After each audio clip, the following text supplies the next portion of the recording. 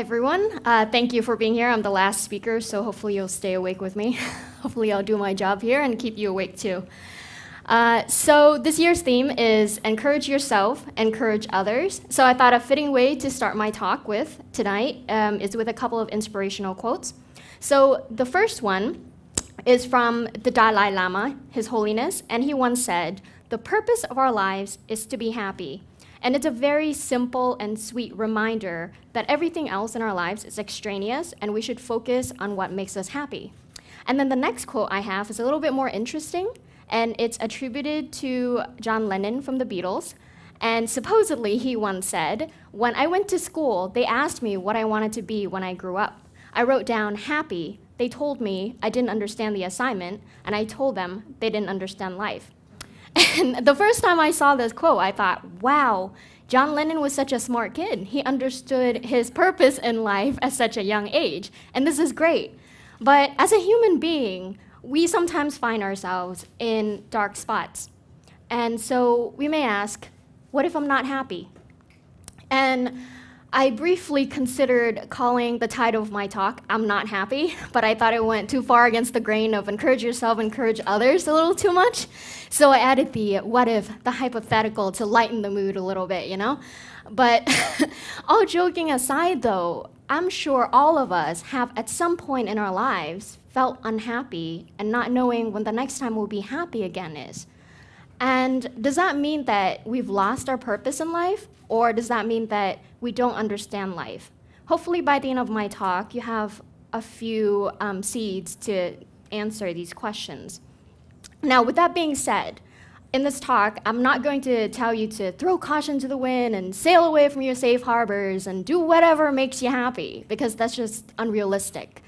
And unfortunately, I also don't have the secret formula to happiness, I'm sorry to say.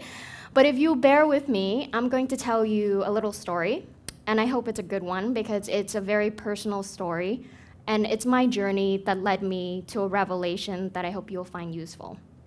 Now, in order to contextualize my story, I want you to close your eyes and imagine a beautiful rural Vietnam in the early 1990s. Beautiful green pastures, unpolluted, unindustrialized. Now, if you're having trouble, don't worry. I brought visual aid. So in this beautiful setting, there was a little girl, 6 or 7 years old, no shoes, no education, and no idea what was out there besides rice paddies and palm trees. And that little girl was me.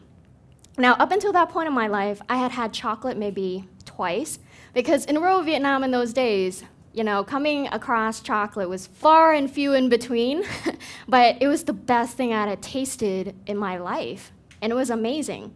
And growing up without a lot of luxuries, I still made sure to enjoy the simple things in life, like watching cartoons.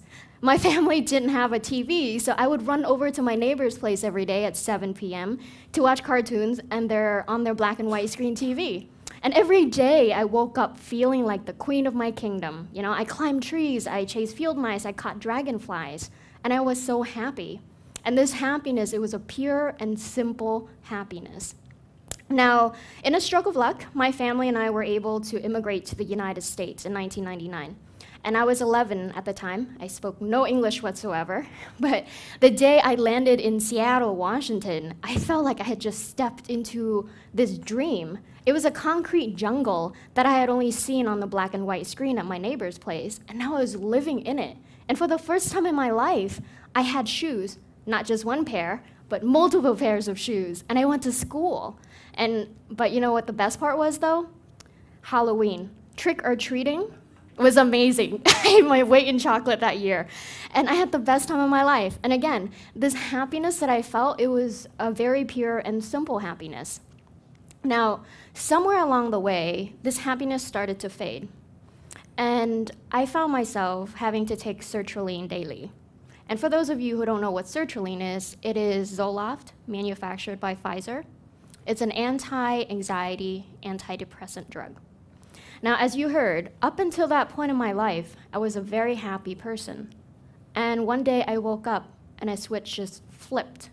And I knew what it meant to have manufactured happiness. So instead of waking up feeling like the queen of my kingdom, I woke up with a pill for breakfast. And I felt like a shell, so fragile that at any given moment, my shell would break and the emptiness inside of me would be exposed to the world, and that the world would see I had no substance and nothing to offer this world. Unfortunately, the world moves on whether or not you're ready to move along with it. And so I kept pushing forward and manufactured my happiness with pills. Now, I pushed so hard that I found myself at MIT. And at this most prestigious university in the world, I was surrounded by these very driven, successful, and what I perceived to be very happy people. And one day, in my third year there, I was sitting in the undergraduate lounge by myself, and I started to hyperventilate. And this has happened before, so I knew it was the first sign of an oncoming anxiety attack. But I just didn't know what triggered it. Because moments before, I was doing something very, very mundane. I was planning my week, my class schedules, my appointments with my friends, with my professors, my club activities. And then the next thing I knew, I was curled up into this ball, just in a corner, rocking back and forth, crying. And it turned out that I forgot to take my Zoloft that day. And you know how some people say, oh, I'm grumpy today because I forgot to take my happy pill? Well, I literally forgot to take my happy pill that day. And I can laugh about it now because it was a blessing in disguise. Because it made me question myself. Why was I taking so many classes when it wasn't required of me? Why was I chasing after all these people that I called friends who barely considered me a priority in their lives? And why was I doing all these club activities? I didn't even believe in their causes. And the answer surprised me. It was because all of these things were elements of a successful person. And successful people, as far as I could see, the successful people at MIT were happy. And so if I did all of those things, I too would be happy. I was trying to fill my shell with this template of happiness that I equated to success from these people around me. And I was just checking off things on a list. But one day, it just hit me. Maybe the end goal isn't happiness. Maybe society is putting way too much pressure on us to be happy. And if we're not happy, we're some sort of failure. We don't understand life, or we don't have a purpose in life. So what am I to do then? What if I'm not happy? And I don't know how to find happiness. Well, maybe the answer lies somewhere in my journey. So one of my friends pointed out that my journey started out in the East, moved to Seattle, then Cambridge, and then now I'm in Spain. And I kept going so far west that I'm going to end back up in the East.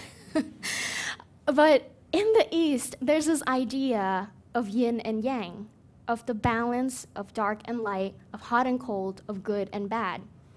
And when I moved to the US, the last 17 to 18 years, where the pursuit of happiness is in the Constitution, everyone, myself included, was pursuing this vague concept of happiness when no one really understands what it is or how to consistently achieve it. It's defined by some faceless person. Happiness, chase it. So in this pursuit, I lost myself. I lost my balance. So what I'm trying to say is sometimes we're so caught up in this idea of happiness when we don't understand what it is for us and for those around us. We just need to stop for a moment, refocus, and find our balance again. Balance the yin and the yang. The yin of all the things that we have to do because we're human beings and we have to do them and they keep us busy. And the yang of things that actually fulfill us, things that have meaning, are purposeful or impactful to us as human beings, that give us a higher level and a higher sense of purpose in life. So it's okay that I'm unhappy. It's okay that you're unhappy. As long as you focus on this fulfillment, this idea of fulfillment, you'll see the light again. You'll be happy again someday. It's okay, it's not the end.